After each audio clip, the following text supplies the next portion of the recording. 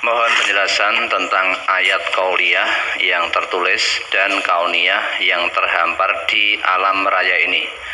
Contohnya yang dimaksud ayat kauniyah itu yang bagaimana? Coba yang pendek saja, dibuka Quran surah Al-Baqarah ayat 164. Kita akan lihat di situ ayat-ayat kauliyah dan kauniyah juga. Apa itu ayat kauniyah? Surat Al-Baqarah ayat 164. Inna fi khalqis samawati wal ardi wa ikhtilafil laili wan nahari wal fulkil lati tajri fil bahri bima yanfa'un nasa wa ma anzalallahu minas sama'i mimma in fa ahya bihil arda ba'da mautiha wa bassa fiha min kulli dabbah wa tasrifir riyahi was sahabil musakhkhari bainas sama'i wal ardi la ayatil liqaumin ya'qilun. Ya, ini diperhatikan nih ayat-ayat kauniyah ini, ayat-ayat Allah yang terhampar di alam semesta, sehingga di sekitaran kita ini apa yang kita lihat itu merupakan ayat-ayat kauniyah. Dari situ ya, kita akan tahu bahwa Allah itu maha kuasa, sehingga tidak perlu memikirkan Allah. Bagaimana wujudnya Allah, bagaimana, jangan dipikirkan. Tafakkaru fil khalqi wala tafakkaru fil khaliq. Pikirkan saja ciptaan-ciptaan Allah untuk mengenal Allah. Jangan kamu pikirkan tentang sang khaliq. Bagaimana Allah wujudnya, kalau Allah tidak tidur terus bagaimana. Jangan dipikirkan tentang itu. Pikirkan saja ciptaan Allah. Lawang kita manusia ini dengan kemampuan terbatas, mikirkan ciptaan Allah saja wis banyak ragaduke. Coba ini yang disebutkan oleh Allah, inna fi khalqis samawati wal ard. Sesungguhnya dalam penciptaan langit dan bumi. Baru ini saja adanya langit dan bumi, akal kita sudah tidak gatuk. Ilmu kita sudah tidak bisa menjangkau. Coba sekarang langit yang begitu gagahnya ini, ya, terhampar luas. Ini kalau bukan Allah yang menciptakan, siapa? Mosok langit dihamparkan begitu luas tanpa cagak. Tanpa cagak kok ora runtuh, kok nggak jatuh. Sedangkan bangunan, ya kita bangunan di sini saja, tanpa cagak kira-kira bisa berdiri tidak? Tanpa pondasi, tanpa cagak tiang penyangga, runtuh gitu. Akan runtuh. Oh, setinggi apapun toh ilmu panjenengan terkait konstruksi bangunan, tidak akan bisa, nggak akan gatuk. Mikirkan piye langit seluas ini kok ora dicagai, ning kok ora ambruk. Kan gak ada cagaknya langit ini. Seluas ini, segagah ini, seindah ini, tanpa cagak tapi tidak runtuh. Runtuhnya kapan? Nanti hari kiamat. Runtuhnya hari kiamat. Yang gagah seperti ini, ketika hari kiamat, langit akan runtuh, hancur, meleleh seperti cairan tembaga. Coba dari situ saja sebetulnya sudah sangat cukup kita untuk mengimani keberadaan Allah, mengimani kemahakuasaan Allah. Sudah sangat cukup kita untuk tunduk patuh kepada aturan Allah. Ini baru dari langit, belum dari bumi, sak jero-jerone bumi. Ya. Ini baru dua hal ini saja, belum yang lain-lain. Waqtilafil laili wan nahar, pergantian malam dan siang.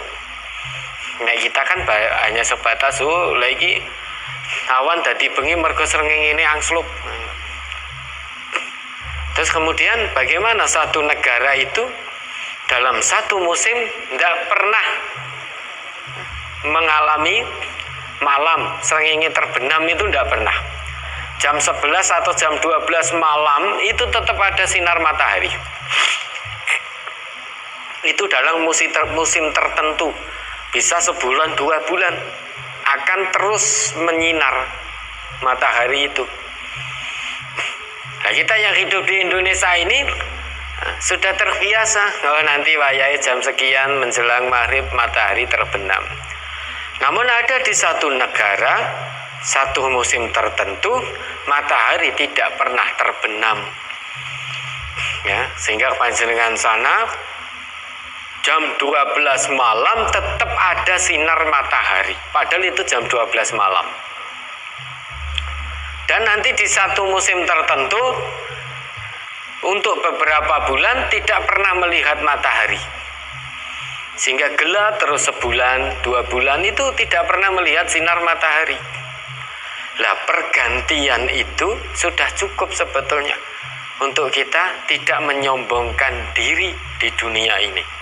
Kita makhluk yang sangat lemah. Terhadap ciptaan Allah saja sudah kita tidak bisa apa-apa. Akal kita tidak gatuk, sangat terbatas. Belum lagi ya, yang sangat mudah lagi ya, wal fulkil lati tajri fil bahri bima yanfa'un nas. Adanya bahtera yang berlayar di atas laut dengan membawa apa yang bermanfaat bagi manusia. Itu sudah cukup. Bahtera kapal itu bisa berlayar itu karena Allah, bukan kecanggihan alat.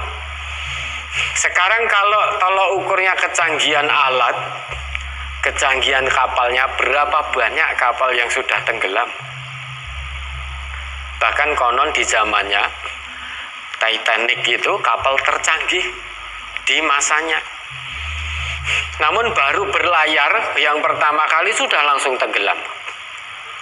Langsung tenggelam. Konon kabarnya kalau memang betul dalam film itu, perancang kapalnya mengatakan bahwa Tuhan pun tidak bisa menenggelamkan kapal ini karena saking canggihnya. Namun apa yang terjadi? Baru nabrak ciptaan Allah yang lain berupa gunung es sudah hancur dan tenggelam. Berarti adanya kapal berlayar, bisa berlayar di atas laut itu karena kemahakuasaan Allah, bukan canggihnya alat, bukan canggihnya kapal.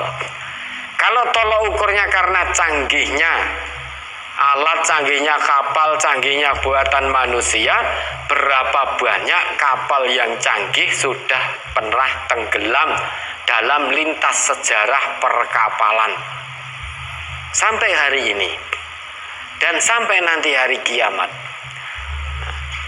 akan terus ada. Akan terus ada. Kenapa?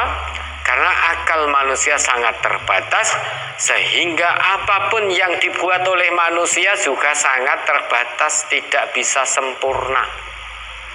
Tidak bisa sempurna. Maka hendaknya itu cukup menyadarkan diri kita, menyentuh fitrah kita, menyadarkan hati nurani kita yang selama ini keras membatu. Sehingga untuk menjalani kehidupan di dunia dengan rendah hati, jauh dari rasa sombong, untuk mengedepankan akhirat dari dunianya, itu harusnya cukup dengan melihat kekuasaan Allah melalui ciptaan-ciptaannya, ayat-ayat kauniyahnya yang terhampar begitu banyak. Belum lagi Allah tebarkan macam-macam binatang ya, yang ada di bumi ini, bukan tanpa kebetulan, semuanya ada hikmah dan manfaatnya. Allah tidak pernah menciptakan segala sesuatu, meski sekecil zarrah pun itu tidak ada guna, tidak ada manfaatnya. Kalau toh manusia itu tidak mengetahui misalkan apa manfaat Allah menciptakan ini, nah itu berarti akal manusia sangat terbatas, sehingga oleh Allah memang dibuat terbatas, sehingga tidak ada manusia yang akalnya bisa menguasai segalanya. Namun namanya manusia senantiasa menuruti hawa nafsunya. Baru dititipi oleh Allah ilmu sedikit, koyo-koyone wis ngabeyu, wis nguasai kabeh. Baru dititipi oleh Allah ilmu sedikit, sudah berlagak, bertingkah koyo-koyone, ngerti segalanya. Nah, maka kata Allah, kullu ya'malu ala syakilatih. Semua berbuat dengan keahlian masing-masing yang Allah titipkan. Untuk apa? Nah, dengan keahlian potensi yang Allah berikan, masing-masing li'i'la'i kalimatillah, untuk meninggikan kalimat Allah. Nah, itulah contoh kecil saja, nanti bisa panjenengan baca lagi ini. Al-Baqarah 164, direnungkan coba. Begitu inna fi khalqis samawati. Yang pertama saja langsung jenengan renungkan. Sesungguhnya dalam penciptaan langit, sudah jenengan langsung pandang ke atas. Langsung pandang ke atas. Itu ada tanda kekuasaan Allah. Bagi siapa? Liqaumin ya'qilun. Bagi hamba Allah yang berakal, yang mau mikir, yang mau merenung dengan fitrahnya. Merenung itu jangan dengan akal. Kalau hanya dengan akal yang terjadi, oh itu fenomena alam biasa, akan sampai pada kesimpulan itu kalau hanya dengan akal. Karena akal itu hanya berlandaskan ilmu pengetahuan. Berdasarkan hitung-hitungan pengetahuan, oh itu fenomena biasa, fenomena alam biasa. Namun merenung dengan qalbun, dengan hati nurani, dengan fitrah, gabungan antara fitrah dan akal, maka gunakan untuk merenung. Kalau kita menggabungkan qalbun dan aklun untuk kita merenungkan tanda-tanda kekuasaan Allah, kita akan dapati bahwa ini bukan fenomena alam biasa, ada sebab akibatnya. Sebabnya apa? Kalau menurut Allah, oh sebab ini bencana, ini itu dan lain sebagainya. Oh menurut ayat Allah ini, menurut ayat Allah ini. Lah kalau kita hanya dengan akal, adanya musibah misalkan, mungkin kita tidak menganggap itu sebagai peringatan. Musibah itu datang karena adanya fenomena alam biasa.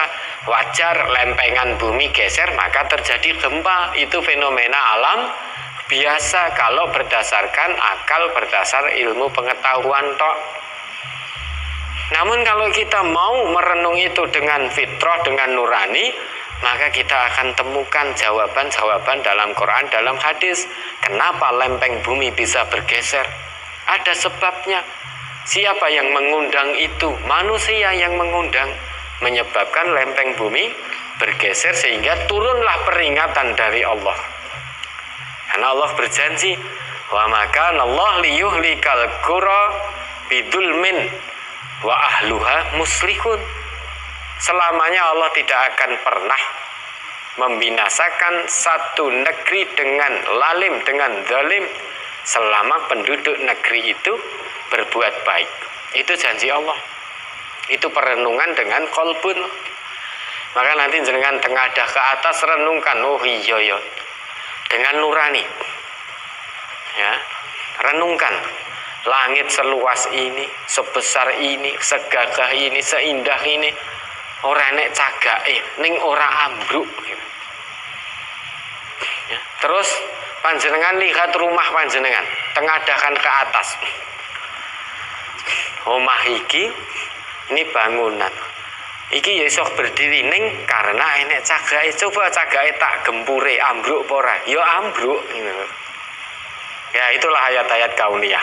Hendaknya cukup bagi hamba yang fitrahnya memang masih jalan, hatinya masih terbuka, cukup untuk menyadarkan diri dan mengembalikan dirinya kepada Allah dan Rasul, tobat-tobatan nasuha betul. Kalau selama ini masih menjalani kehidupan dengan penuh kesombongan dan senantiasa bermaksiat kepada Allah. Ya, mudah-mudahan bisa dipahami. Monggo ada lagi.